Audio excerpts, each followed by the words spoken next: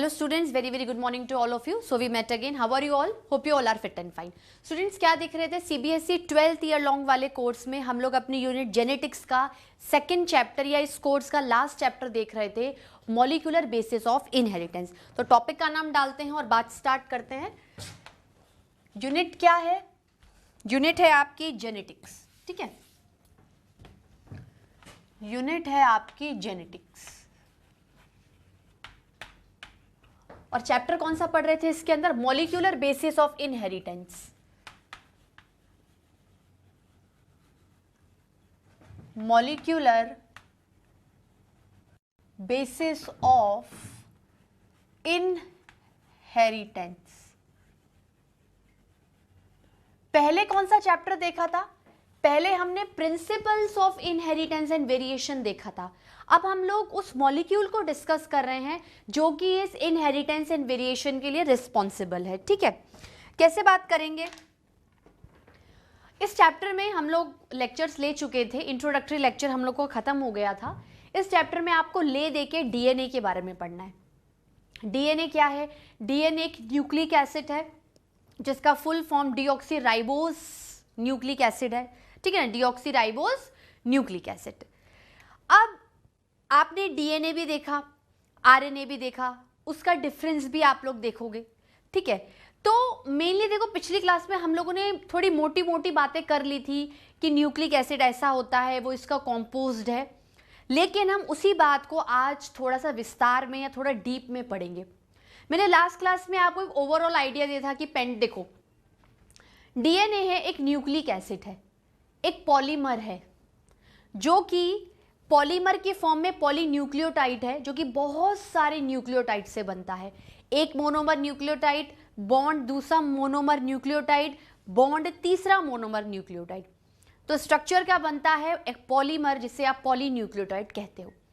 तो DNA deoxyribo nucleic acid को आप एक पॉलीन्यूक्लियोटाइड भी कहते हो. ठीक है, आरएनए को मत लो, अभी आप सिर्फ डीएनए पे फोकस करो. पहले हम लोग डीएनए पढ़ेंगे, फिर हम लोग आरएनए पढ़ेंगे, फिर हम उन दोनों का डिफरेंस भी देखेंगे. ठीक है, तो अभी आप पूरा फोकस डीएनए पे करो. तो हमारा टॉपिक क्या चलेगा? DNA.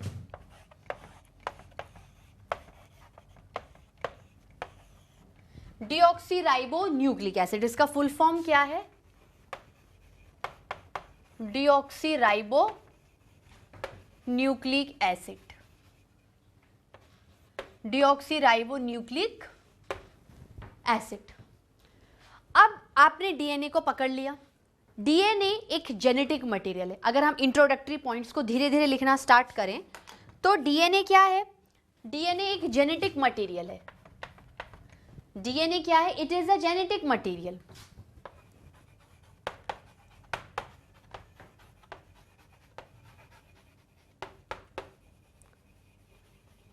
It is a genetic material. Genetic material का मतलब क्या होता है? जेनेटिक मटेरियल वो सब्सटेंस होता है, वो मटेरियल होता है जो कि एक लिविंग बॉडी के इनसाइड प्रेजेंट होता है और जेनेटिक इंफॉर्मेशन को in the form of genes carry करता है. यही बोलोगे ना आप. जैसे ये एक क्रोमोसोम है. ये क्या है? एक क्रोमोसोम है.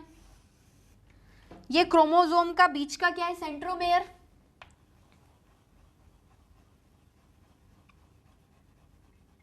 क्या है? सेंट्रोमेयर. ये दोनों क्या है? ये आर्म्स ऑफ क्रोमोसोम है जिन्हें क्रोमेटिड्स कहते हैं. और एक ही क्रोमोसोम की आर्म्स और क्रोमेटिड्स को हम सिस्टर क्रोमेटिड्स कहते हैं. अगर मैं इसके पास एक और क्रोमोसोम बना दूंगी तो उसकी आर्म को नॉन सिस्टर क्रोमेटिड कहेंगे. ठीक है, इनके अंदर क्या होते हैं? एक क्रोमोसोम के अंदर छोटी छोटी सेगमेंट्स प्रेजेंट होते हैं. सेगमेंट्स की फॉर्म में प्रेजेंट्स होते हैं कुछ चीजें जिन्हें आप जीन्स बोलते हो. जिन्हें आप जीन्स बोलते हो. और इन जीन के अंदर यू हैव दैट डीएनए. उसके अंदर क्या होता है? डीएनए होता है. ये डीएनए का क्या है? डबल हेलिकल स्ट्रक्चर है जो कि वॉटसन एंड क्रिक ने सजेस्ट किया था, प्रपोज किया था. ठीक है, प्रॉपर माइक्रोस्कोप में एक्सरे डिफ्रैक्शंस को देखकर उन्होंने इस चीज को निकाला था. अब ये क्या है? मैंने क्या बोला था? मोटी मोटी बात हम लोग पिछली क्लास में कर चुके थे, आज इसको डीप में देखेंगे. डीएनए को क्यों जेनेटिक मटेरियल बोला है? मतलब कोई ना कोई कैरेक्टरिस्टिक प्रॉपर्टीज डीएनए सेटिस्फाइड कर रहा होगा जेनेटिक मटेरियल की, इसलिए डीएनए को the most important genetic material कहा है। कुछ प्रोकैरियोट्स को छोड़कर सारे ऑर्गेनिजम्स में लगभग डीएनए ही जेनेटिक मटेरियल होता है, ठीक है। तो हम लोग कहेंगे why DNA act as a most suitable genetic material, act as a most suitable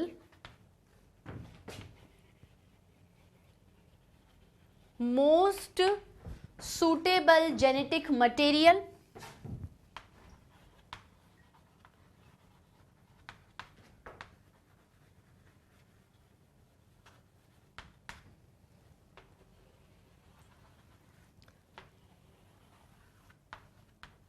most suitable genetic material, ठीक है।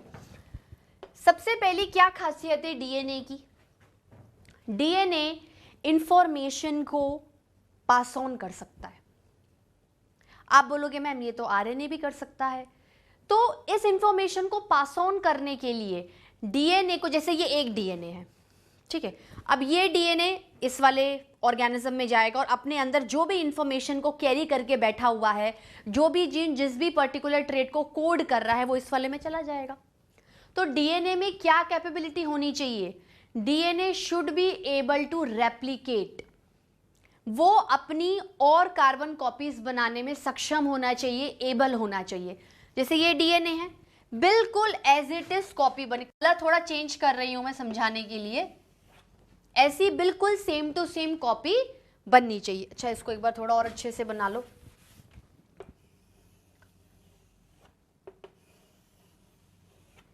ठीक है, तो DNA should be able to replicate. Should be able to replicate मतलब जैसे एक डीएनए है, उसमें इतनी कैपेबिलिटी होनी चाहिए कि वो अपने जैसा एक और कार्बन कॉपी डीएनए बनाए। अब आप इस बात में कंट्रोवर्शियल क्वेश्चन आता है कि अगर डीएनए की बिल्कुल as it is copy parents से ऑफस्प्रिंग में पास होती है, चूंकि सेक्सुअल रिप्रोडक्शन और एसेक्सुअल दोनों में होता है, तो मैंने क्यों एसेक्सुअल और सेक्सुअल में डिफरेंस बताया कि एसेक्सुअल में जो ऑफस्प्रिंग्स बनेंगे वो पेरेंट के बिल्कुल आइडेंटिकल क्लोन कॉपीज होंगे, और जो सेक्सुअल रिप्रोडक्शन में ऑफस्प्रिंग्स बनेंगे वो दिखेंगे थोड़े बहुत पेरेंट्स की तरह, पर आइडेंटिकल कार्बन कॉपीज नहीं होंगे। क्यों? क्योंकि ये जो आपका पूरा डीएनए का मॉलिक्यूल है, जैसे आप डबल स्ट्रैंडेड डीएनए बोलते हो। डबल स्ट्रैंडेड का मतलब क्या होता है? इसमें दो स्ट्रैंड होते हैं, इसमें दो सीढ़ियां होती हैं। देखो, ये एक तरीके से सीढ़ी लग रही है, ये आपके क्या हैं? ये स्टेप्स हैं। अब आप क्या चढ़ रहे हो स्टेप्स पे और आपको दो स्ट्रैंड की जरूरत है, आपने स्ट्रैंड्स को क्या कर रखा है? पकड़ के रखा हुआ है, ठीक है। तो ये डीएनए, ये जो समझ लो ये पेरेंट का डीएनए है, ये पेरेंट सेक्सुअल रिप्रोडक्शन करता है और ऑफस्प्रिंग को बनाता है। तो एज इट इज डीएनए क्या है? यहाँ पर ट्रांसफर होना चाहिए। डीएनए का स्ट्रक्चर, डीएनए का जो भी साइज, शेप, फॉर्म है, वो बिल्कुल as it is pass on होता है। सिर्फ फर्क आता है इन न्यूक्लियोटाइड की सीक्वेंसेस में। ये जो न्यूक्लियोटाइड होते हैं, ये प्रोटीन्स होते हैं, इनमें अमीनो एसिड्स होते हैं, इनकी प्रॉपर एक सीक्वेंस होती है। तो हल्की सी सीक्वेंस क्या हो जाती है? बदल जाती है। हल्की सी सीक्वेंस क्या है? बदल जाएगी, ठीक है। ये ऐसे आ गया, ठीक है, बाकी सब नॉर्मल है। अब जो डीएनए बना है उसके अंदर चेंजेस नजर आएंगे। जो पर्टिकुलर यहाँ पर आपका बेस पेयर है, या जो भी आपका बेस आप लेके बैठे हुए, whether it is adenine, guanine, cytosine, thymine, वो क्या हो गया? उसकी जो प्रोटीन सीक्वेंस है वो आपने बदल दी। तो बदलने के कारण क्या होगा कि उस पर्टिकुलर पोजीशन पे जो भी ट्रेड की कोडिंग हो रही होगी वो हल्की सी बदल जाएगी। हल्की सी बदल जाएगी तो कैरेक्टर जो दिखेगा, जो फीचर दिखेगा, वो थोड़ा सा क्या हो जाएगा? चेंजेस आ जाएंगे। और लिविंग ऑर्गेनिज्म में तो माइन्यूट चेंजेस भी lead to variations and evolution with the gradual period of time, ठीक है। तो डीएनए की पहली खासियत क्या होनी चाहिए कि it should be able to replicate. अपनी और कॉपीज, अपनी बिल्कुल और कॉपीज बनाने में वो सक्षम होना चाहिए, ठीक है, एबल टू रेप्लिकेट। दूसरी बात, जब भी डीएनए पास ऑन होगा जनरेशन टू जनरेशन, उसमें एक स्टेबिलिटी होनी चाहिए। स्टेबिलिटी का मतलब क्या हुआ, ऐसा नहीं किसी की बॉडी में गया और डीजेनरेट हो गया, या इतनी कार्बन कॉपीज बन गई कि हमने तो एक्सपेक्ट 2-3 डीएनए किए थे, 50 डीएनए की कॉपीज बन गई, तो बहुत अजीब से अनवांटेड फीचर्स दिख रहे हैं आपको। या कोई जेनेटिक डिफेक्ट हो गया या क्रोमोसोमल डिफेक्ट हो गया, तो आपको सिकल सेल एनीमिया हो गया, आपको हीमोफीलिया होगा, आपको डाउन सिंड्रोम हो सकता है, टर्नर सिंड्रोम हो सकता है, जो कि पिछली क्लास में देखा था। तो डीएनए का जो पैसेज है जनरेशन टू जनरेशन वाइज जो इवोल्यूशन में दिखता है, वो जितना स्टेबल होगा उतना अच्छा है। उसकी मेंटेनेंस किसको करनी है, डीएनए को ही करनी है, ठीक है। सो should pass on in a stable manner.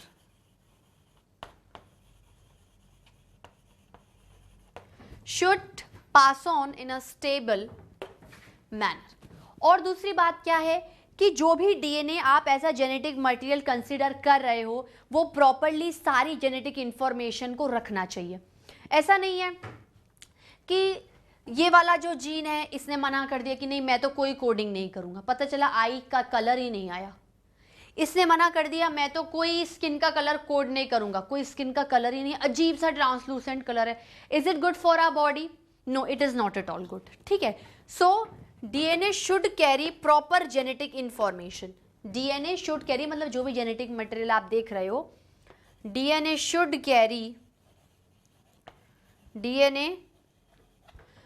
Carry proper genetic information.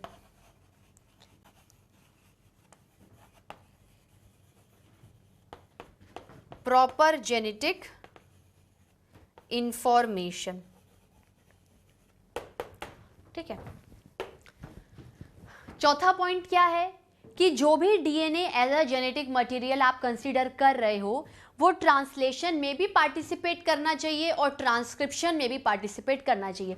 अब ट्रांसक्रिप्शन हम लोग यहाँ नहीं समझेंगे या नहीं देखेंगे, क्योंकि आगे वाले आने वाले स्टेप्स में हम उन्हें प्रॉपरली डीप में स्टडी करने वाले हैं।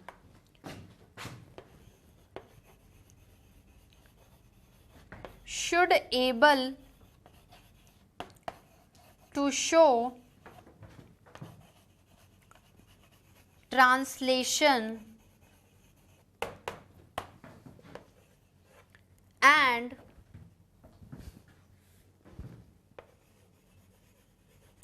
transcription.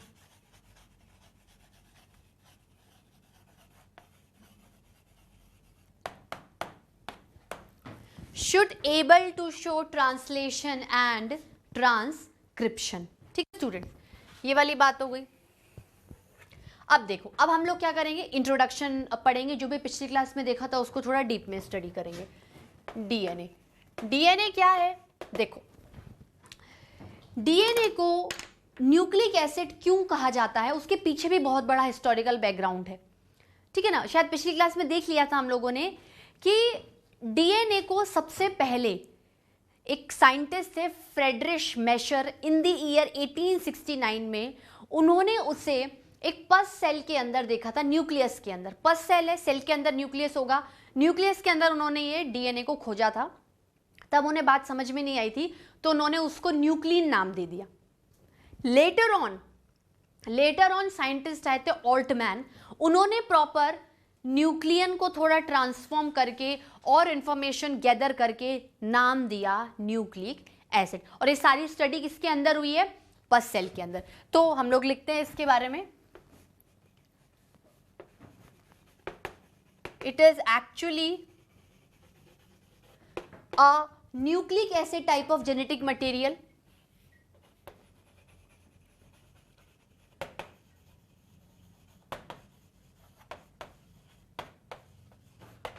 type of genetic material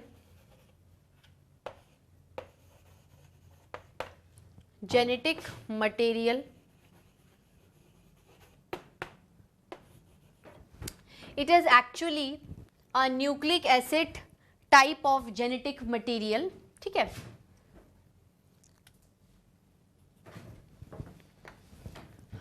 discovered by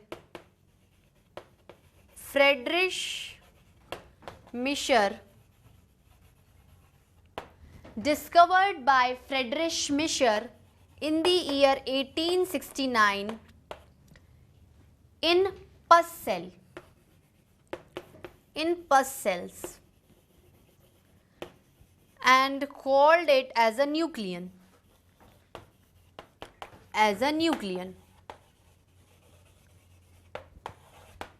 ठीक है. Later a scientist came named as Altman. Later a scientist came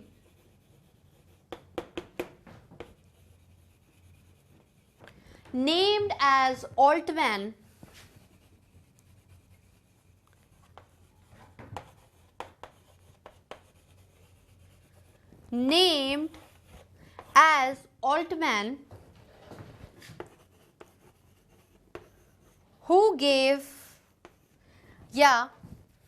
who proposed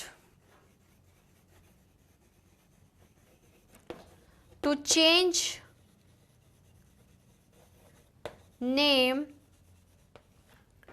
from nuclein to nucleic acid. मतलब जिस डीएनए को उन्होंने पस सेल के अंदर खोजा था, फ्रेडरिश मेशर ने उन्हें न्यूक्लिन नाम दिया, पर जो साइंटिस्ट आए थे लेटर ऑन ऑल्टमैन, उन्होंने प्रॉपर्ली उस न्यूक्लिन को बदलकर न्यूक्लिक एसिड नाम दे दिया. मतलब डीएनए को न्यूक्लिक एसिड नाम किसने दिया? ऑल्टमैन ने. किसने दिया था स्टूडेंट्स? ऑल्टमैन ने. ठीक है. Should I rub this portion? Should I rub this? अब डीएनए क्या है? ठीक है, डीएनए एक न्यूक्लिक एसिड है, डीएनए एक जेनेटिक मटेरियल है, और डीएनए एक तरीके का पॉलीन्यूक्लियोटाइड है. अगर उसका केमिकल नेचर हम लोग देखें, भाई डीएनए एक बायोमोलिक्यूल भी है, तो अगर उसके केमिकल नेचर को देखा जाए, जैसे हम लोग कहते हैं कि स्टार्च क्या है? स्टार्च एक पॉलीसैकेराइड है जो कि बहुत सारे मोनोसैकेराइड से मिलके बना है.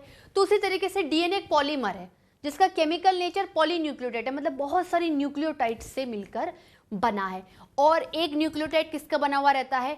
3 चीजों का, pentose sugar, nitrogenous bases and phosphate group. ठीक है.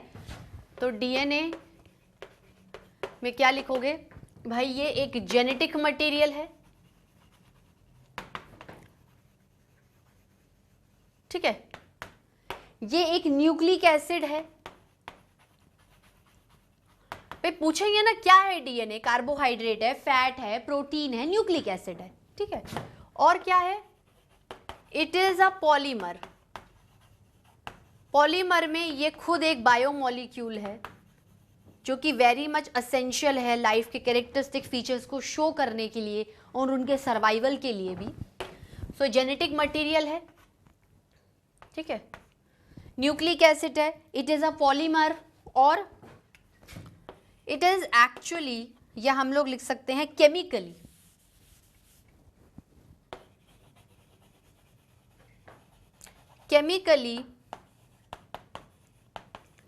It is a polynucleotide. Poly मतलब बहुत सारे, बहुत सारे न्यूक्लियोटाइड्स का मिलकर बना है. Chemically it is a polynucleotide made up of many nucleotides.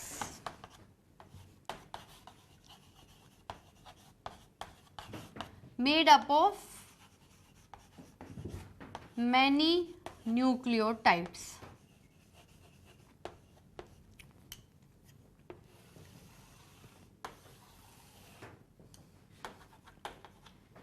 ठीक है स्टूडेंट्स, इतना नोट डाउन करिए, फिर आगे बात करते हैं. ठीक है students, should I rub this portion? अब न्यूक्लियोटाइड क्या होता है? आप बोलोगे मैम न्यूक्लियोटाइड तो न्यूक्लियोटाइड होता है. अरे न्यूक्लियोटाइड एक मोनोमर होता है. पॉलीन्यूक्लियोटाइड का मतलब क्या होता है कि ये एक न्यूक्लियोटाइड है,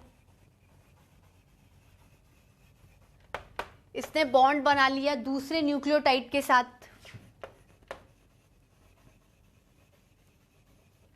फिर इसने बॉन्ड बना लिया तीसरे न्यूक्लियोटाइड के साथ, फिर न्यूक्लियोटाइड के साथ।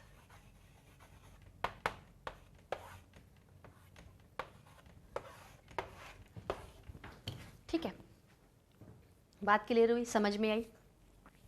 अब न्यूक्लियोटाइड क्या होता है?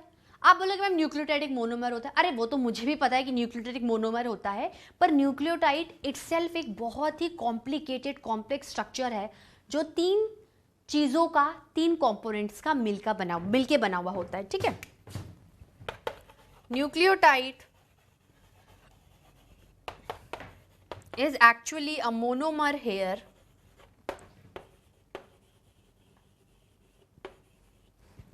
is actually a monomer here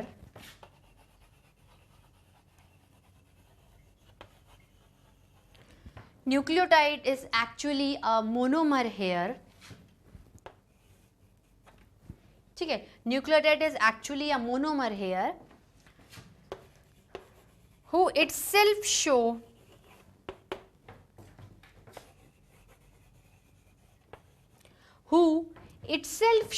a complex structure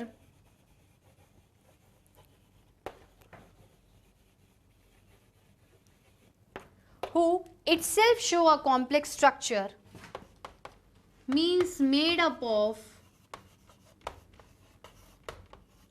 three components,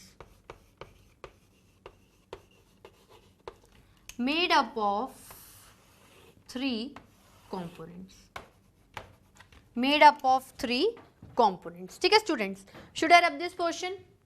अब वो कौन से तीन कंपोनेंट्स हैं? पहला है पेंटोस शुगर, दूसरा है नाइट्रोजनस बेसिस और तीसरा है फॉस्फेट ग्रुप। ठीक है, अब शुगर में क्या है, जैसे मैंने आपको बताया था कि आरएनए में राइबोज शुगर होगा और डीएनए में डीऑक्सीराइबोज शुगर होगा, लेकिन अभी हम दोनों को देखेंगे जस्ट कंपैरेटिव फॉर्म में। जब आरएनए आएगा तभी हम राइबोज शुगर को प्रॉपर्ली स्टडी करेंगे। ठीक है, सो हम लोग कह सकते हैं कि किसका बना हुआ है? Three components. पहला कंपोनेंट क्या है? पेंटोस शुगर,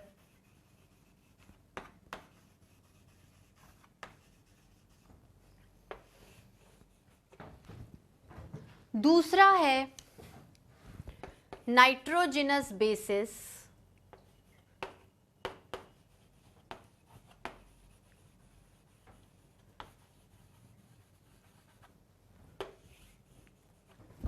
और तीसरा है फॉस्फेट ग्रुप।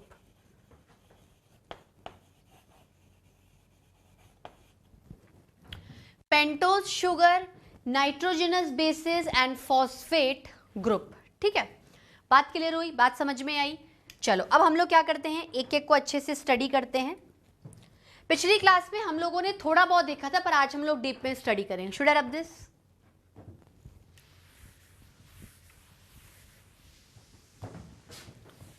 पेंटोस शुगर मतलब ऐसा शुगर जो पेंटा स्ट्रक्चर को इंडिकेट कर रहा है और शो कर रहा है।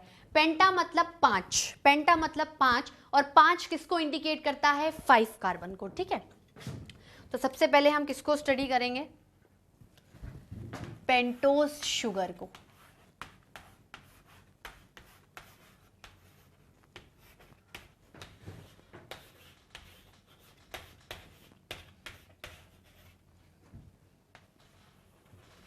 किसको? पेंटोस शुगर को। पेंटोस शुगर मतलब क्या है? शुगर हैविंग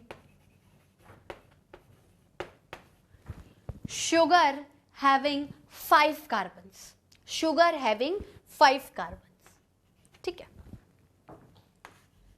किसकी फॉर्म में अरेंज होता है? रिंग की फॉर्म में अरेंज्ड होता है, या शो a ringed structure।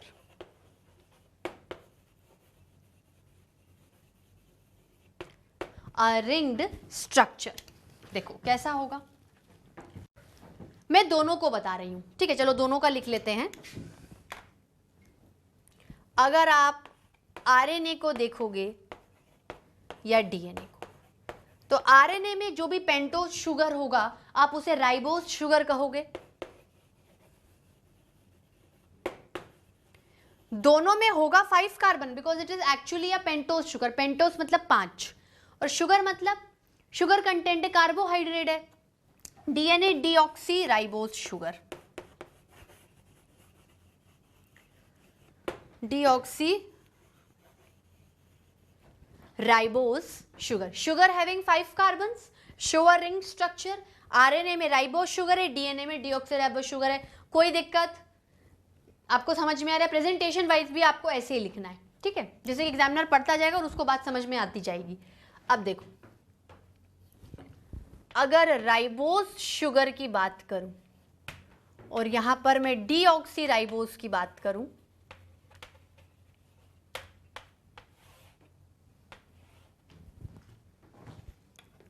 ठीक है,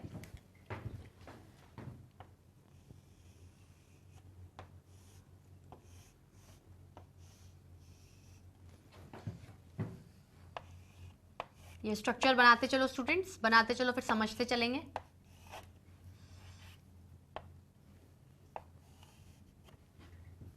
ठीक है, अब देखो ये जो दोनों रिंग हैं, ये दोनों रिंग किसको इंडिकेट कर रही हैं? पेंटोज शुगर को।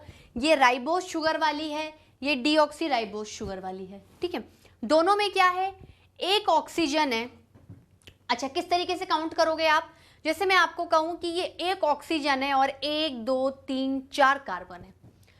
ये एक ऑक्सीजन है और 4 कार्बन है, 1 2 3 4। तो आप बोलोगे कि मैम ऐसे तो 5 कार्बन है। 5 कार्बन होते हैं, एक कार्बन यहां पर हैंगिंग पोजीशन पे होता है, ठीक है। मतलब ये फर्स्ट कार्बन, ये सेकेंड कार्बन, ये आपका थर्ड कार्बन और ये आपका फोर्थ कार्बन। तो फिफ्थ क्या है? ये वाला है, हैंगिंग वाला है। लेकिन अगर आप रिंग को कंसीडर करोगे, अगर आप सिर्फ रिंग को कंसीडर करोगे तो एक ऑक्सीजन और 4 कार्बन मिलेंगे, इस हैंगिंग को हटा दो, अगेन रिमूव दिस हैंगिंग, तो first carbon, second carbon, third carbon और फोर्थ कार्बन। तो 1 2 3 एंड 4, ठीक है। तो जो दोनों रिंग है ये किसकी बनी हुई है? एक ऑक्सीजन और 4 कार्बन की। और ऐसी रिंग को फ्यूरेनोस रिंग भी कहते हैं। क्वेश्चन नीट और एम्स में काफी बार पूछा गया है, ठीक है। कैसे लिखूंगी मैं? It is actually 1 oxygen and 4 carbon ring, both, दोनों के बारे में बता रही हूं, ठीक है। और ऐसी रिंग को फ्यूरेनोस रिंग भी कहते हैं। ऐसी रिंग को क्या कहते हैं students? Furanose ring, furanose ring. Fine, बात समझ में आई? बात क्लियर हुई? चलो अब हम लोग प्रॉपरली किसके बारे में स्टडी करते हैं। वैसे तो डीऑक्सी राइबोज पे बात आती है, पर इन दोनों को कंपैरेटिवली फॉर्म में देखना पड़ेगा। मैं थोड़ा सा इसमें रब करना चाहूंगी। Should I rub this? अगर आपने ये डायग्राम ड्रॉ कर लिया हो तो, ठीक है, मैं इसको हटाऊंगी। हमें देखना है ना कौन से ग्रुप, कौन सी चीजें इन के साथ अटैच्ड हैं।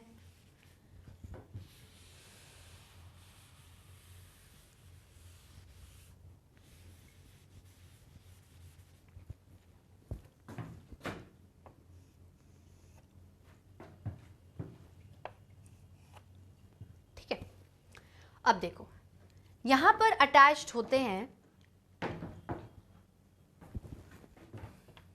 पहले कार्बन पे होगा HOH,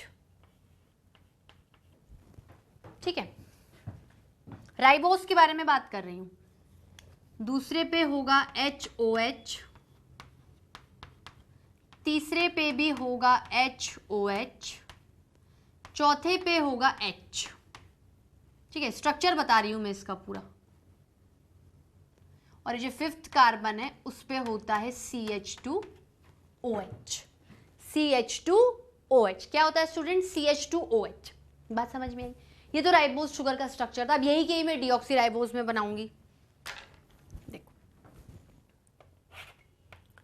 यहां पर होगा HOH फर्स्ट कार्बन पर, सेकेंड कार्बन पर है HH, फिर होगा HOH, फिर होगा H, देन वही CH2OH, ठीक है स्टूडेंट्स। इतना नोट डाउन करिए, फिर आगे देखते हैं। ठीक है स्टूडेंट्स, अब मुझे एक बात बताओ कि राइबोस और डीऑक्सीराइबोस में आपको फर्क कहाँ नजर आ रहा है? ध्यान से देखो इसको।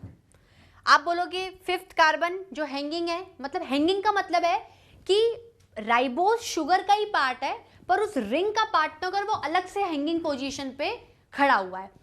यहां पर कोई डिफरेंस नहीं नजर आ रहा, यहां पर कुछ भी नजर नहीं आ रहा, यहां पर भी नहीं आ रहा, यहां पर आ रहा है। आप बोलोगे ma'am at the second carbon of ribose OH group है, OH फंक्शनल ग्रुप है, but on the second carbon of deoxyribose sugar there is no OH group. मतलब अगर आप सिंपल से क्वेश्चन बनाना चाहो कि राइबोस और डीऑक्सीराइबोस शुगर में क्या फर्क है, तो सिर्फ एक ही चीज का फर्क है कि ऐसे तो दोनों ही फ्यूरेनोस रिंग हैं, लेकिन डीऑक्सीराइबोस शुगर में जो सेकेंड कार्बन पोजीशन पर है वहां पर OH फंक्शनल ग्रुप नहीं है, एब्सेंट है। ठीक है, तो we have to write, it is a very very important point, should I rub this?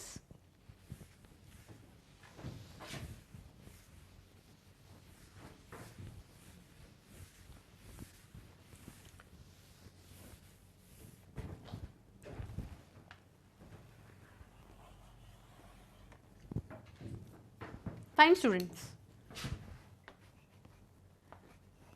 difference between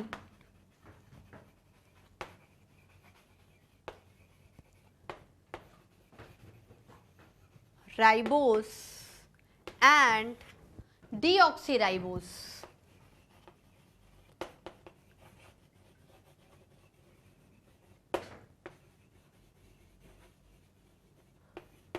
क्या फर्क है? सिंपल सा एक फर्क है, at second carbon atom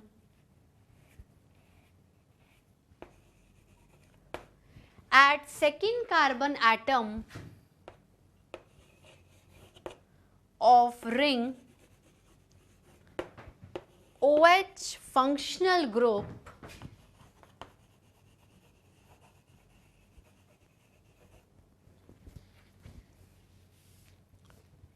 OH functional group is absent,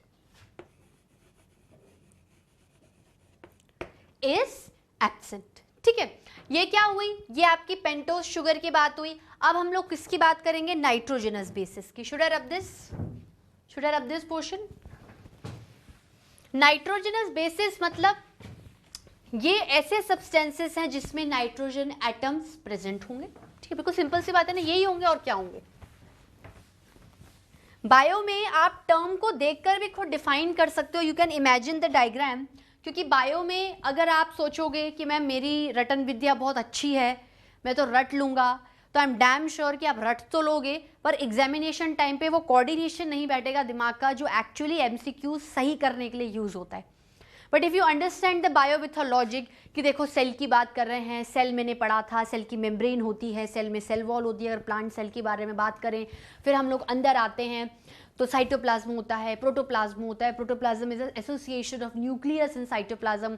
cell organelles होते हैं, फ्लूइड होता है, न्यूक्लियस होता है, न्यूक्लियस के अंदर न्यूक्लियोलस होता है, फिर अपना DNA होता है, क्रोमोसोम होता है, जीन होता है। तो ये एक जो एक सेकंड में या जो एक मिनट में हम लोगों ने रिवाइज किया है, it actually bond with your brain, bond with the nerves, coordinate with the nerves of your brain. और जब जाके आप MCQs को क्या करते हो, समझते हो। क्योंकि MCQs ऐसे बिल्कुल उठ के तो आएंगे नहीं, वो तो पेपर की बात है कि पेपर आसान आया टफ है। मान लो टफ पेपर आ गया, अभी जो फरवरी 2019 में नीट होने वाला है, मान लो वो बहुत टफ आ गया, तो टफ के लिए भी तो तैयार रहो ना। मैं मान रही हूं कि NCERT में से क्वेश्चन आते, मान लो नहीं आए तो ये तो एक रिस्क वाली बात हो गई। तो अगर आप लॉजिकली हर चीज को समझ के चलोगे ना, तो आई एम गारंटी यू कि आप टफ से टफ क्वेश्चन अटेम्प्ट भी कर सकते हो। बिल्कुल नहीं आ रहा, leave it, don't do any negative marking. पर अगर आपको काफी हद तक डैम श्योर है कि आपको लगता है नहीं यही सही है, तो डेफिनेटली आप उसको सही करके आओगे। लेकिन अगर आपने रटा है, आपने लॉजिक नहीं समझा है बायो का, तो मुझे नहीं लगता कि बहुत सारे क्वेश्चन सॉल्व होंगे। तो ऐसी नौबत हमें आने ही नहीं देना है। लर्न करने का अलग मैटर होता है, मेमोराइज अलग होता है, ट्रिक अलग होती है, लॉजिक अलग होता है। तो मुझे ऐसा लगता है कि पहले आपको लॉजिक चुनना चाहिए। लॉजिकली पढ़ना चाहिए, उसको मेमोराइज करना चाहिए, रेगुलरली रिवाइज करना चाहिए, और जहां पर बहुत डिफिकल्टी आ रही है वहां पर ट्रिक्स को यूज करना चाहिए। तो this is actually the learning pattern of bio. ठीक है, अब हम लोग इसके बारे में बात करें नाइट्रोजनस बेसिस की। जो दूसरा कंपोनेंट है हमारे न्यूक्लियोटाइड में वो है nitrogenous bases.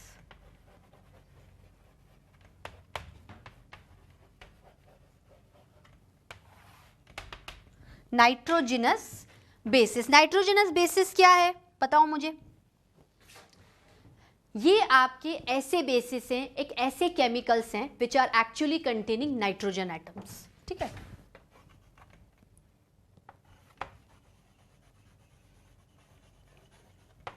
Having nitrogen atoms. ठीक है, या आप एटम में तो फिर ऐसे सिंपली लिखो nitrogen atoms.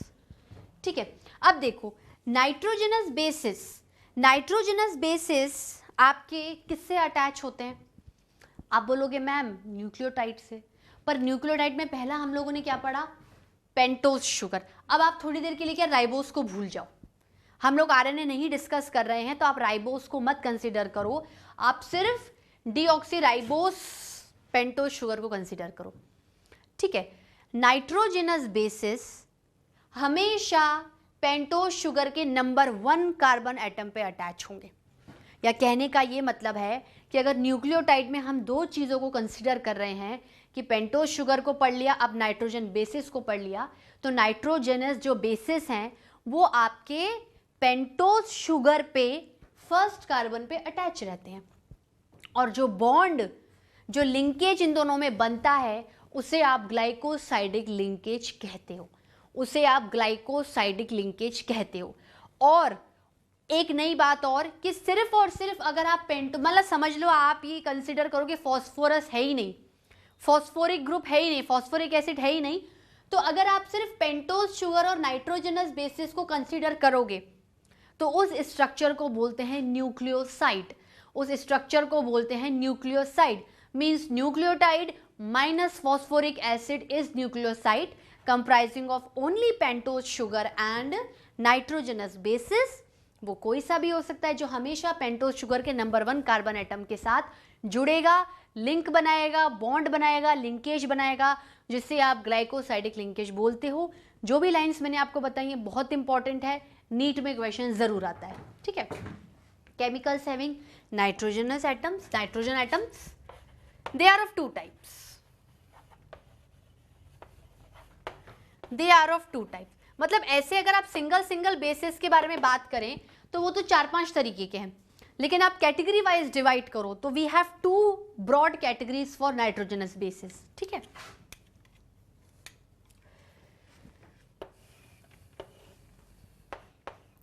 प्यूराइंस and pyrimidines,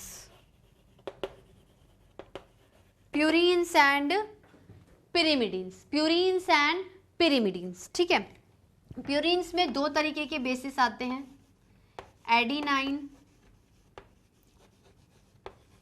guanine. ठीक है, इसमें आएंगे साइटोसिन, थाइमीन और uracil. Uracil is actually exclusively restricted to RNA only. ठीक है, तो प्यूराइंस क्या है आपके?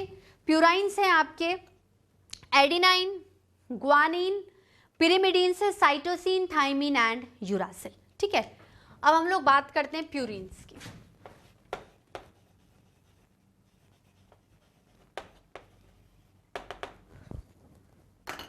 प्यूरिन्स में क्या है? देखो, प्यूरिन्स एक डाइसाइक्लिक स्ट्रक्चर है। डाइसाइक्लिक मतलब ये जो ऐसी साइकिल्स बन रही हैं, ये क्या है? 2 तरीके के। इनके स्ट्रक्चर को डीप में नहीं देखना, सिर्फ जो इंफॉर्मेशन दे रही हूँ उससे याद रखिए। ये एक डाइसाइक्लिक स्ट्रक्चर है, डाइसाइक्लिक स्ट्रक्चर है जिसके अंदर 4 नाइट्रोजन एटम्स प्रेजेंट होते हैं, हैविंग 4 नाइट्रोजन एटम्स।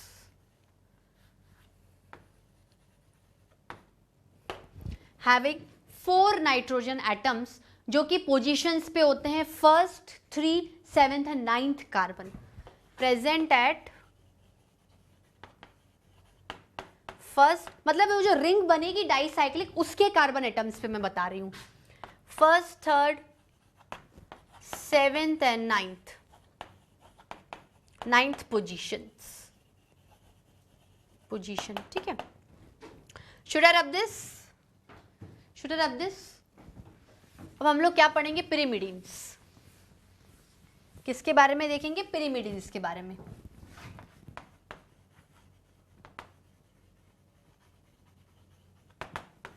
पिरिमिडीन्स में क्या है? पिरिमिडीन्स एक मोनोसाइक्लिक स्ट्रक्चर है।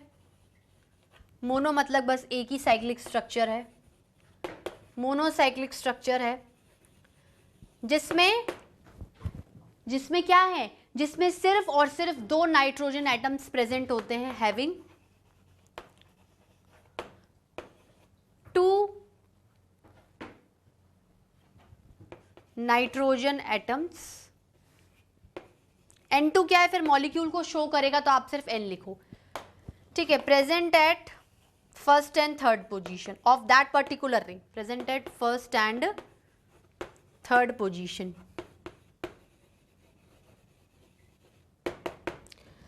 Present at 1st and 3rd position, ठीक है। बात क्लियर हुई? बात समझ में आई? चलो, अब मतलब एडिनाइन इज अ प्यूरिन, ये स्ट्रक्चर है। ग्वानिन इज अ प्यूरिन, ये स्ट्रक्चर है। साइटोसिन, थाइमिन एंड यूरासिल, ये स्ट्रक्चर है, ठीक है स्टूडेंट्स। बात क्लियर हुई?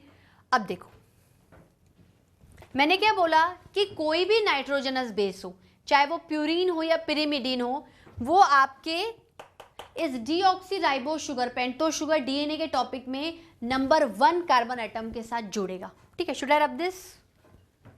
स्टूडेंट्स?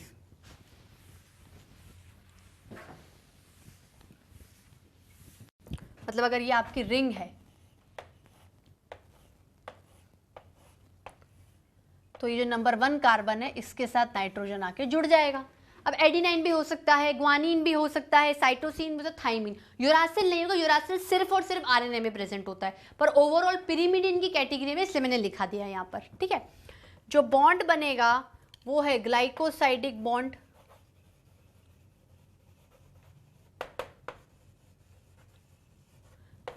ग्लाइकोसाइडिक बॉन्ड या ग्लाइकोसाइडिक लिंकेज, ठीक है, ये ग्लाइकोसाइडिक लिंक।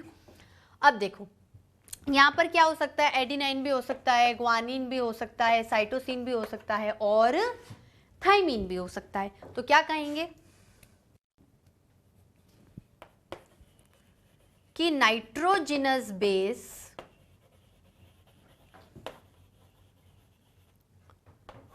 आइदर प्यूराइन और pyrimidine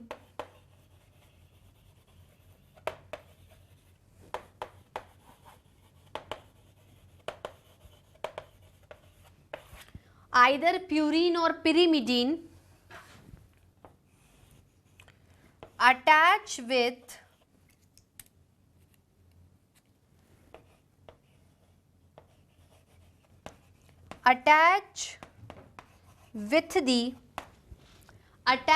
with the first carbon of pentose sugar.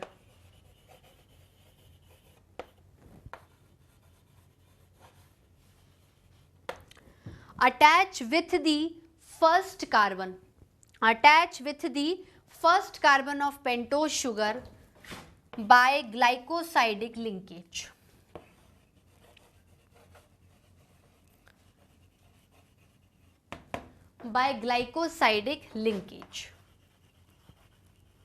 ठीक है, क्लियर हुई बात? और इस स्ट्रक्चर को, ये वाला pentose sugar plus nitrogenous base या pentose sugar bond with nitrogenous base जिसमें फॉस्फोरिक एसिड नहीं है, उसे न्यूक्लियोसाइड कहेंगे, ठीक है। तो इसको लिख लेते हैं, शुड आई रब दिस? यही लिखा देती हूँ। फॉस्फोरिक एसिड जब पढ़ लेंगे तो बात और क्लियर हो जाएगी।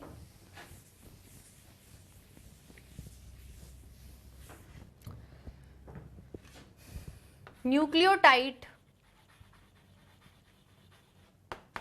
माइनस फॉस्फोरिक एसिड, मतलब H3PO4, फॉस्फोरिक एसिड मतलब H3PO4 इज न्यूक्लियोसाइड, मतलब pentose sugar with glycosidic linkage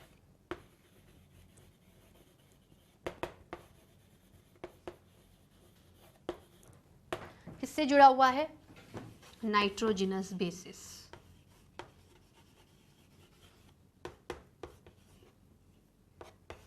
base लिख दो, एडिनिन, ग्वाइमीन, थाइमीन, साइटोसिन, कुछ भी हो सकता है। ठीक है स्टूडेंट्स, तो ये क्या है आपका? न्यूक्लियोसाइड। क्या है? Nucleoside.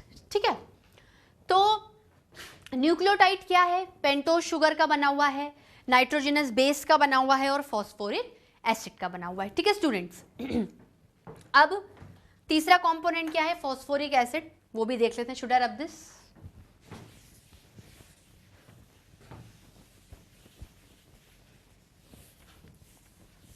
Should I rub it completely?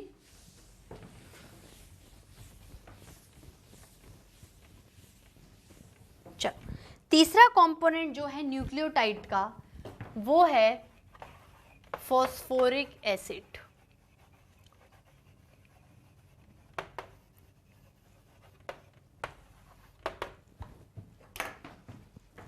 Phosphoric acid मतलब H3PO4, H3PO4 स्ट्रक्चर में आएगा ऐसा।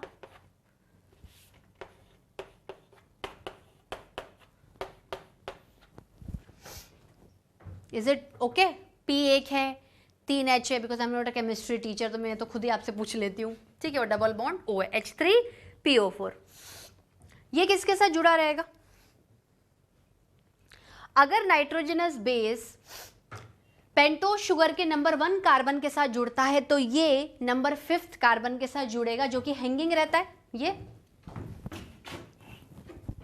यहां पर। ठीक है, कौन से लिंकेज से?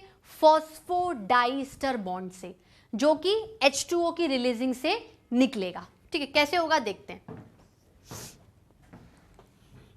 ये पेंटोज शुगर है, नंबर 1 पे कौन आता है? Nitrogenous base with the glycosidic linkage. यहां पर आता है CH2OH। ठीक है, किसके साथ जुड़ा हुआ है? 5th कार्बन के साथ, H3PO4। ठीक है, या आप बना लो ऐसे, POH, OH, OH और डबल O। ठीक है, ये कौन सा लिंकेज है आपका? फॉस्फोडाइस्टर, फॉस्फोडाइस्टर बॉन्ड या फॉस्फोडाइस्टर लिंकेज, जो कि H2O के रिलीज से बनेगा। कौन से H2O के? ये वाले, ये दोनों मिलकर क्या होंगे? H2O। ठीक है, तो क्या बोलूंगी मैं? Attach with 5th carbon bye phosphodiester bond. तो ये पूरा अब क्या कहलाएगा? ये अब पूरा न्यूक्लियोटाइड कहलाएगा। लेकिन अगर आप फॉस्फोरस हटा दोगे तो ये क्या कहलाएगा? न्यूक्लियोसाइड। ठीक है स्टूडेंट्स, तो ये आपकी क्या हो गई है?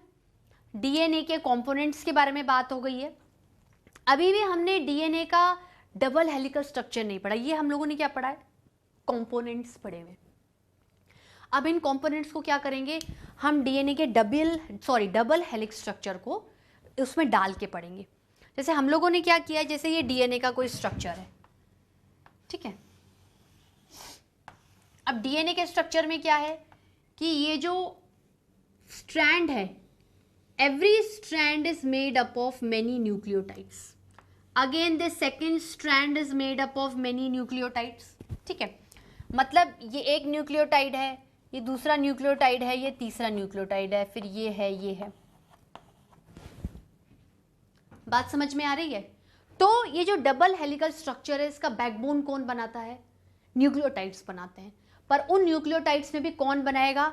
शुगर एंड फॉस्फोरिक एसिड, और जो बेसिस होंगे वो आपके ऐसे लाइन की फॉर्म में अंदर की तरफ प्रोजेक्टेड होंगे। तो इसी तरीके की बात हम लोगों को करनी है। पहले आप इसको पूरा अच्छे से नोट डाउन कर लीजिए, देख लीजिए, फिर आगे की बात करते हैं। ठीक है स्टूडेंट्स, तो ये वाली बात थी। अब हम लोग क्या करेंगे, प्रॉपर डीएनए का क्या करेंगे, डबल हेलिकल स्ट्रक्चर वाला टॉपिक देखेंगे। ठीक है, should I rub this portion. अभी तक हम लोगों ने क्या है, डीएनए के कंपोनेंट्स को स्टडी किया। अब इन्हीं कंपोनेंट्स को हम इसके स्ट्रक्चर में डाल के पढ़ेंगे। ठीक है, देखो डीएनए आपने बहुत तरीके के देखे होंगे, डबल स्ट्रैंडेड, सिंगल स्ट्रैंडेड। अभी आप आरएनए पे फोकस मत करो, सिर्फ डीएनए की बात को समझो। यहाँ पर हम लोग एक आइडियल स्ट्रक्चर के बारे में स्टडी करेंगे। डीएनए का जो आइडियल स्ट्रक्चर होता है उसके बारे में स्टडी करेंगे। कैसे स्टडी करेंगे, देखो डीएनए स्ट्रक्चर, या आप एक काम करो, इस तरीके से मत लिखो, आप स्ट्रक्चर ऑफ डीएनए लिखो, that will be more good.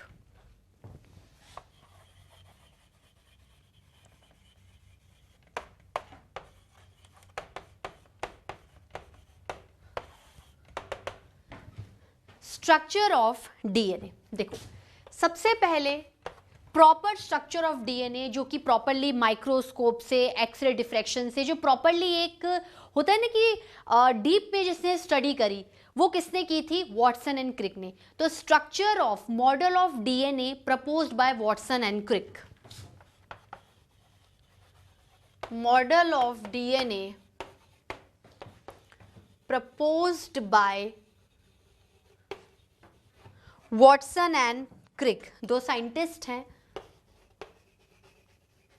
Watson and क्रिक।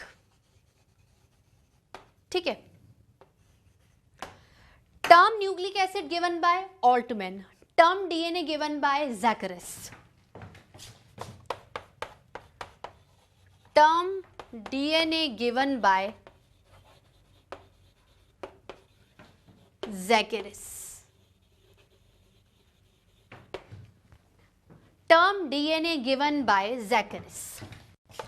अब हम लोग पढ़ेंगे कौन सा स्ट्रक्चर, कैसा मॉडल वॉटसन एंड क्रिक ने सजेस्ट किया था, model of DNA. Watson and Crick के पॉइंट्स हम लोग लिखेंगे, जो भी उन्होंने अपनी स्टडी में या जो भी उन्होंने कहा उनको पॉइंट्स में स्टडी करेंगे। देखो सबसे पहले वॉटसन एंड क्रिक ने क्या कहा कि जो डीएनए का स्ट्रक्चर है वो डबल स्ट्रैंडेड स्ट्रक्चर है, एक हेलिक्स मॉडल है, एक हेलिकल स्ट्रक्चर है, डबल हेलिकल स्ट्रक्चर है। दैट मीन्स डीएनए दो स्ट्रैंड्स का बना हुआ है, दो डंडों का बना हुआ है, जो दो डंडे क्या करते हैं, हेलिकल फॉर्म में एक दूसरे से पास होते जाते हैं। जो दो स्ट्रैंड्स होते हैं वो कभी भी एक दूसरे को क्रॉस नहीं करते हैं, वो हमेशा एक दूसरे के एंटी पैरेलल रहते हैं। मतलब वो एक दूसरे के बिल्कुल पैरेलल चलेंगे पर क्रॉस नहीं करेंगे।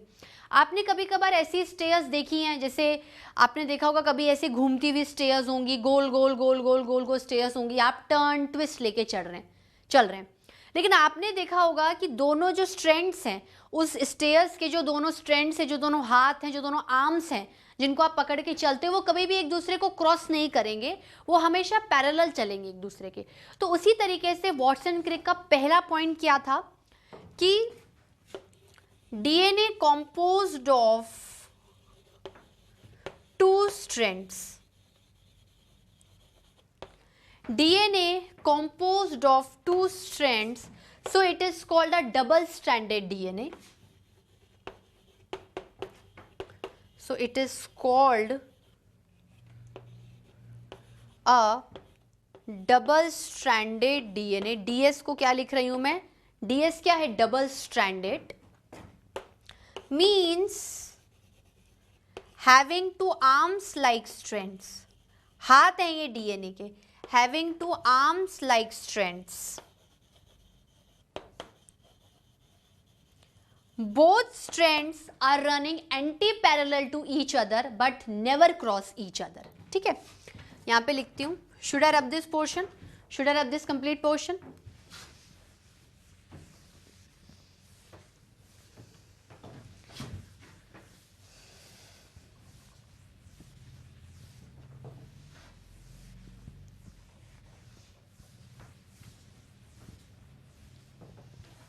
ठीक है, यहां पे लिखेंगे both these strands are anti-parallel to each other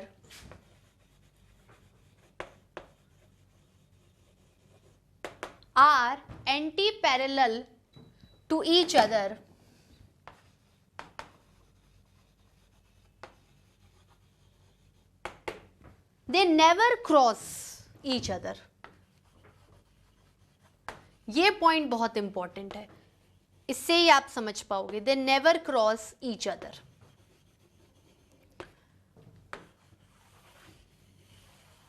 they never cross each other. ठीक है, इस तरीके से बनेगा जैसे ये चीज आ रही है.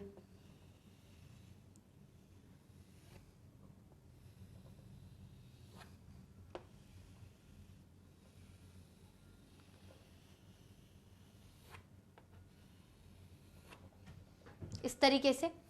फिर दूसरा स्ट्रैंड आया इसके पीछे से, उसको क्रॉस नहीं कर रहा है, इसके पीछे से मूव कर रहा है.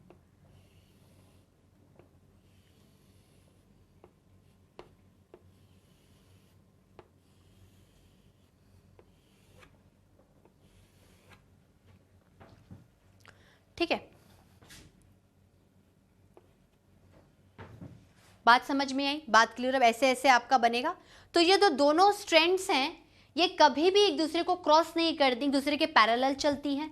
एंटी पैरेलल का मतलब क्या है? एंटी पैरेलल मतलब कोई चीज आमने सामने वाली क्या है?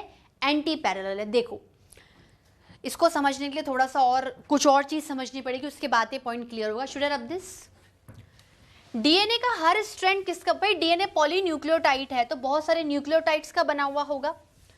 तो each strand of DNA is made up of many nucleotides. ठीक है, each strand is made up of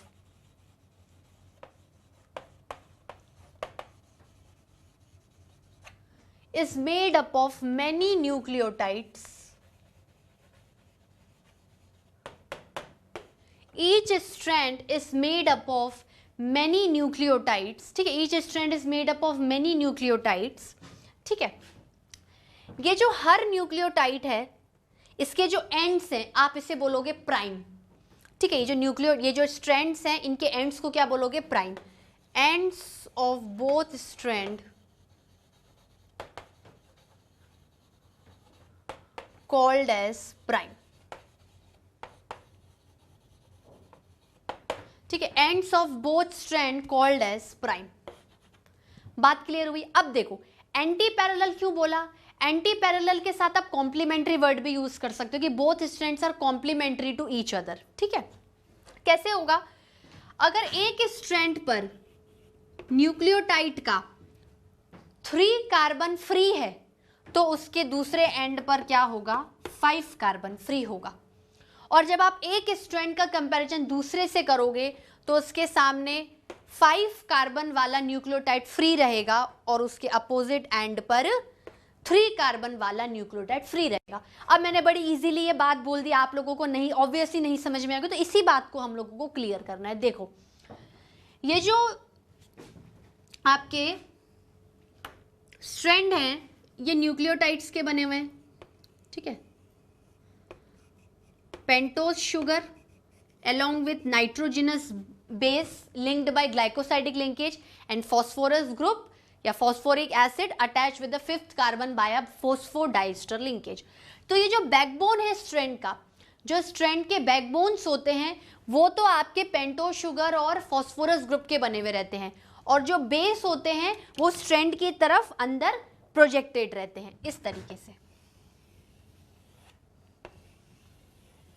जैसे ये क्या है आपका? Pentose sugar. तो ये 5th कार्बन है, इस 5th कार्बन पे क्या है आपका? फॉस्फोरस ग्रुप अटैच है फॉस्फोरिक एसिड की फॉर्म में, फॉस्फोडाइस्टर लिंकेज. यहां पर ये क्या है? Nitrogenous base.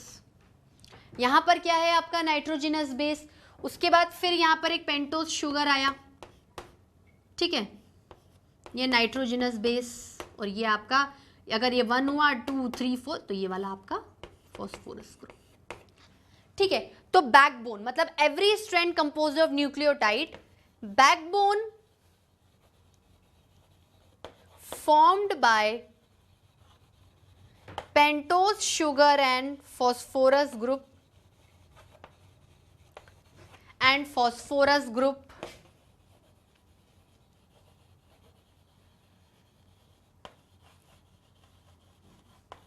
ठीक है, and the nitrogenous basis of nucleotide,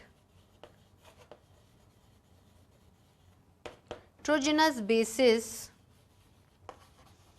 of nucleotide projected inwards inside the helix। ठीक है, हेलिक्स मतलब घुमावदार, ऐसे घुमाते जा रहे हो आप एंगुलर फॉर्म में, थोड़ा सा ट्विस्टेड एंड टर्निंग फॉर्म में, न्यूक्लियोटाइड प्रोजेक्टेड इनवर्ड्स।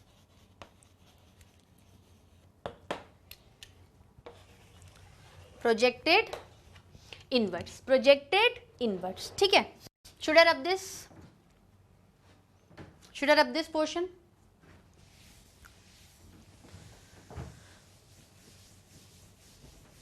देखो कैसे होगा, जैसे कोई एक न्यूक्लियोटाइड है, वो ऑब्वियसली दूसरे न्यूक्लियोटाइड से अटैच होगा, तभी तो पॉलीन्यूक्लियोटाइड बना रहा है।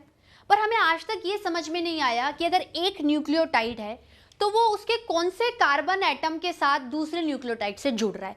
इसी बेसिस पर आप 3' 5' समझोगे। ठीक है, जैसे यहाँ पर क्या है कि एंड्स को क्या बोल रहे हैं, प्राइम। तो अगर एक एंड आपका 5' है तो अपोजिट वाला 3' होगा, और इसके सामने वाला इसका एंटी पैरेलल कॉम्प्लीमेंट्री होगा 3' और 5'। कुछ ऐसा समझ में आ रहा है। ये न्यूक्लियोटाइड है, ये इसके नाइट्रोजनस बेसिस हैं जो कि अंदर की तरफ पॉइंट करते हैं। नाइट्रोजनस बेसिस से एक बात और मैं समझा देती हूँ, फिर बॉन्डिंग बताऊंगी कि जो नाइट्रोजनस बेसिस होते हैं purines and pyrimidines, they bond with each other. Purines form bond with each other, या purines pair with pyrimidines। Purines pair with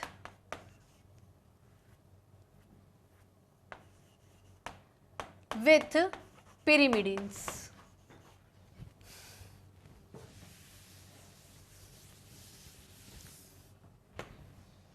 Purines pair with pyrimidines। ठीक है,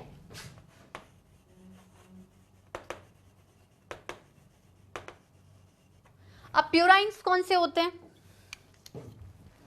एडिनाइन एंड ग्वानिन, और ये होते हैं साइटोसिन एंड थाइमिन। तो प्यूराइंस pyrimidine से hydrogen bond से जुड़े हुए रहते हैं। किससे जुड़े हुए रहते हैं, हाइड्रोजन बॉन्ड से। A pair with T by 2 hydrogen bonds, ठीक है, and C pair with G. ठीक है, ये आप ऐसे लिख सकते हो, कैसे भी लिख सकते हो आप, बाय 3 हाइड्रोजन बॉन्ड्स। मतलब अगर ये दोनों स्ट्रैंड्स हैं, यहाँ पर न्यूक्लियोटाइड और इनवर्ट्स एडिनाइन है, तो सामने होगा टी, ये आपके 2 हाइड्रोजन बॉन्ड्स। ठीक है, यहाँ पर अगर जी होगा तो यहाँ पर सी होगा, 3 हाइड्रोजन बॉन्ड्स। तो एक तरीके से जो दोनों स्ट्रैंड्स हैं, जो आर्म्स हैं, जो कॉम्प्लीमेंट करती हैं, जो एंटी पैरेलल हैं, जो कि प्रॉपर आपके pentose sugar and phosphate group से बनी हुई है, वो तो क्या एक तरीके से स्ट्रैंड्स हैं। और बीच की जो लेडर्स हैं वो किसकी बनी हुई हैं, pairing of nitrogen bases, purines with pyrimidines, adenine pair with thymine by 2 hydrogen bonds, and guanine pair with cytosine with 3 hydrogen bonds. ठीक है, ये बात हो गई, बात क्लियर हुई। अब क्या है, जैसे आपका ये एक पेंटोज शुगर है, यहाँ पर नाइट्रोजन जुड़ा हुआ है ग्लाइकोसिडिक बॉन्ड से, और यहाँ पर कार्बन के साथ फॉस्फोरस जुड़ा हुआ है इन the form of phosphoric acid. यहाँ पर कोई भी नाइट्रोजन हो सकता है, मान लो एडिनाइन है, तो एडिनाइन दूसरे न्यूक्लियोटाइड के साथ, कौन से न्यूक्लियोटाइड के साथ पेयर करेगा, जिसके अंदर थाइमीन नाम का नाइट्रोजनस बेस होगा। ठीक है, तो ये क्या है आपका फर्स्ट कार्बन, सेकंड कार्बन और थर्ड कार्बन। थर्ड कार्बन पे क्या होता है, OH ग्रुप होता है। थर्ड कार्बन पे क्या होता है, OH ग्रुप होता है। तो जो थर्ड कार्बन का OH ग्रुप है वो जो उसका दूसरा न्यूक्लियोटाइड आएगा उसके फॉस्फोरस ग्रुप के साथ पेयरिंग करेगा, और फॉस्फोरस ग्रुप हमेशा कौन सा होता है, 5th कार्बन पे होता है। ठीक है, तो ये हो गया नाइट्रोजन। ऑब्वियसली अगर यहाँ एडिनाइन होगा तो यहाँ T होगा। ये आपका कार्बन और फॉस्फोरस बॉन्ड कौन सा बनेगा, बॉन्ड फॉस्फोडाइस्टर बॉन्ड ही कहलाएगा।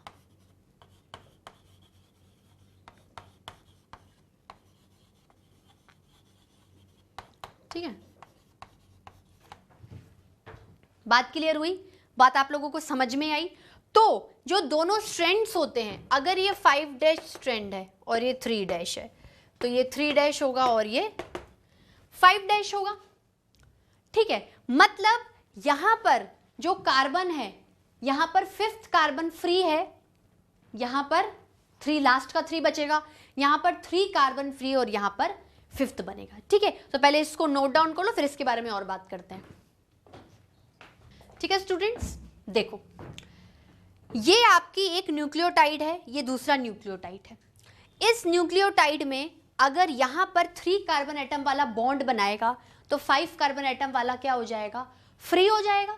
हो जाएगा ना, हो जाए फ्री। उसके बाद यहां पर ये कौन सा आ जाएगा, 3 कार्बन एटम का OH। तो स्ट्रैंड कौन सा बनेगा, 5' और 3', 5' और 3'। और सिमिलरली आप लोग क्या करोगे, ये वाला भी लिखोगे। ठीक है, अब देखो जो DNA का डायामीटर होता है, शुड आई रब दिस, जो DNA का डायमीटर होता है वो होता है 20 आर्मस्ट्रॉन्ग। क्या होता है स्टूडेंट्स, 20 आर्मस्ट्रॉन्ग। मतलब ये जो आपका DNA का 2R है, जो डायमीटर है वो क्या है, 20 आर्मस्ट्रॉन्ग। तो 2R ऑफ DNA मतलब diameter of DNA is 20 Armstrong.